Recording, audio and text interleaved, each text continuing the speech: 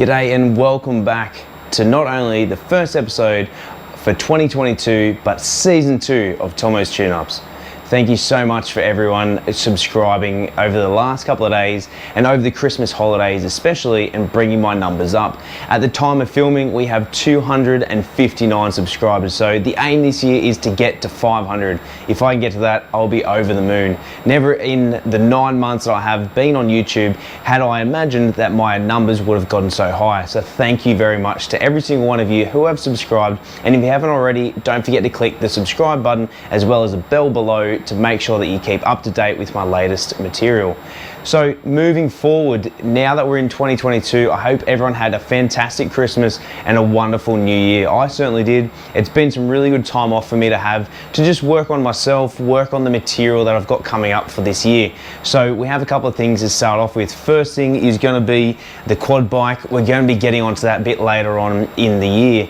We have a couple of parts that are still coming from Japan, so we're still waiting on those, and until they arrive, there's not really much more we can do, but the quad bike I'm sitting on is going to be a priority so I can get it down back to the farm where it needs to be. The second thing is going to be a heap of work on my car.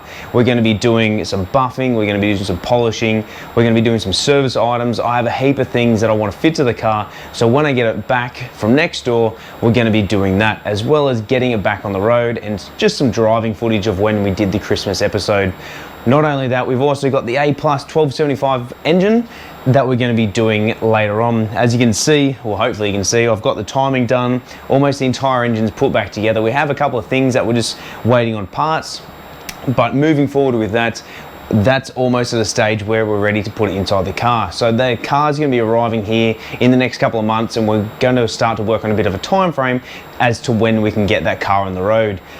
And last but not least, we're going to be on the Morris Mini 850, which is coming up shortly. So I'm going to release 2 episodes back to back. It's going to be the first and the second episode that I filmed.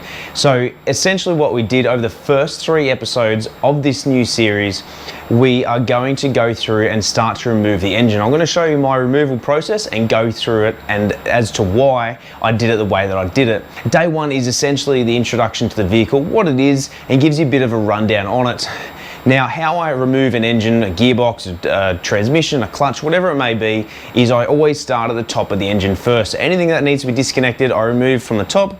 I then jack it up, whether it be on jack stands or even on a hoist. I then remove everything from halfway up, so any axles, drive shafts, tie rods that need to be removed, steering knuckles, anything that's halfway up that I can remove, I then do. I then go underneath the vehicle and remove everything from underneath it. That way, by the time you finish underneath, you pretty much should be disconnected absolutely everything. That way when you go to remove it, you're not having to go back underneath and stick a screwdriver down there, or jack it back up and remove the CV joints, whatever it may be. But that's just my process that I go through. So by the 3rd episode, we get the engine out and we start to do the disassembly.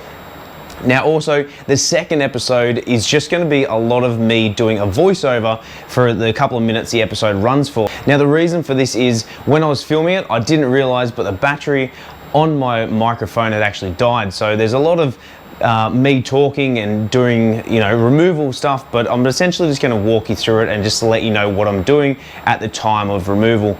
To remove an engine from a Mini, it's not overly hard. It should probably take someone who's well seasoned maybe an hour, depending on the time frame and what added extras you have on the vehicle. But it is pretty straightforward, but I'll walk you through it essentially through the 2nd episode. So guys, thanks so much again for being part of the channel.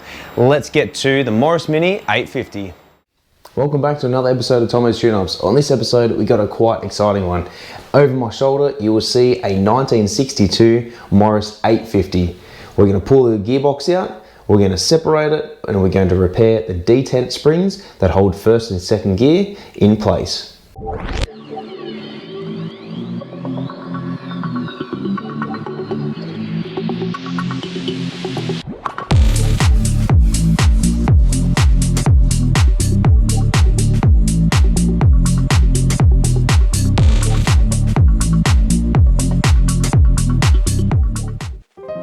This is a 1963 Morris Mini 850. It is painted in French blue and is almost as original as it comes, minus the refurbished interior and the respray. It has matching engine and serial numbers. This is the first generation of Mini, also known as the Mark I. They originally started production in 1959 and was built by BMC, also known as the British Motor Corporation. In Australia, they were known as a Morris Mini, whereas overseas it was also known as an Austin Mini. These had optional extras such as seatbelts, which aren't fitted on this model, door mirrors, heater, and a radio, which is now standard in all modern vehicles. First step before we do anything, we're going to disconnect the battery.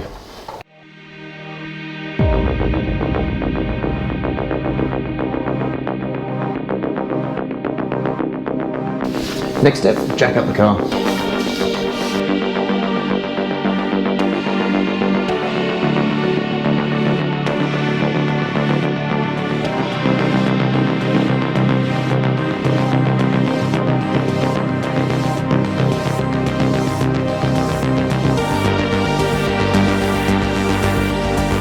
To allow for maximum clearance with the engine crane, I'm going to place the jack under the sill, but I'm going to use a rubber block between the body and the jack stand.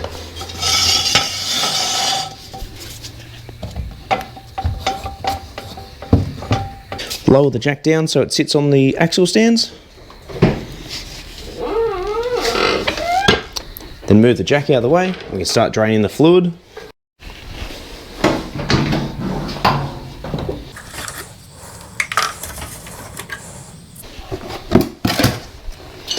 Grab yourself a 15/16 spanner and drain the engine oil.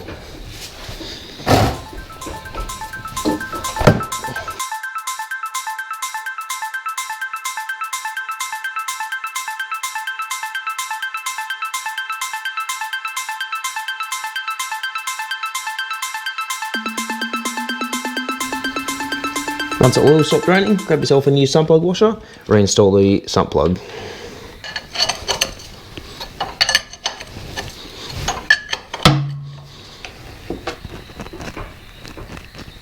Grab yourself a long flat blade screwdriver and loosen off the bottom radiator hose and drain it into a suitable container. Alright, so next job is to remove the radiator, the top and bottom radiator hose, along with the fan belt and the top and bottom shrouds.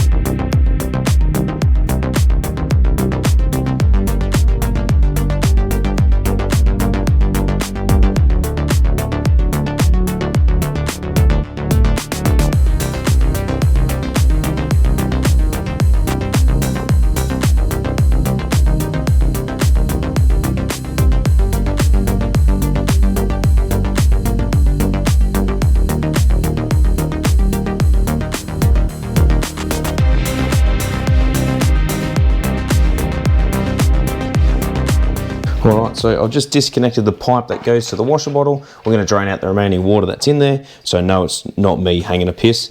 We are now going to remove the ignition leads and the distributor cap. Now I've gone ahead and marked all of the high tension leads on the distributor cap, that way I know where they go, and taken photos of all of the wiring. Some of these wires are far too long, so we need to probably change them or get them shortened.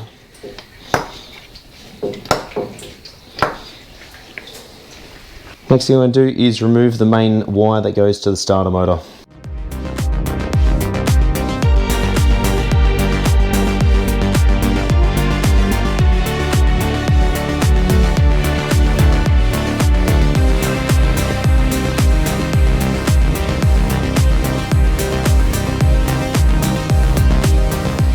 Now here's another one of Tomo's tech tips. When you remove a bolt or a nut from a component that has a threaded section on it, refit it to that component. That way you're going to keep the nut, the bolt and the washer all together and not lose it.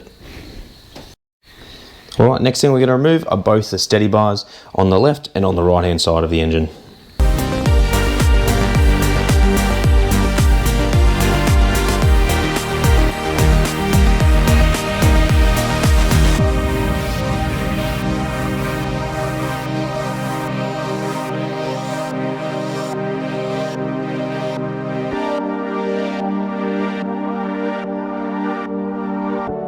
Okay, so next thing we're going to be doing is removing the accelerator cable along with the vacuum advance pipe, the fuel pipe, along with, last but not least, the speedo cable, which is this one here. So we're just going to disconnect it from the bottom of the gearbox.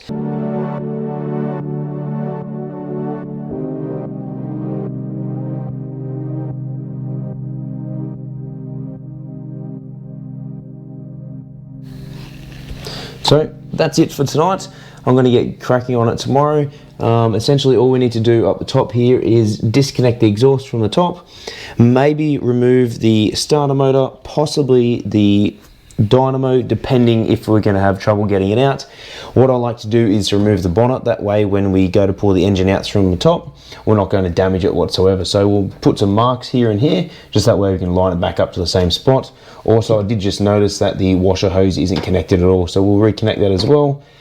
Look, until then guys, we will see you shortly.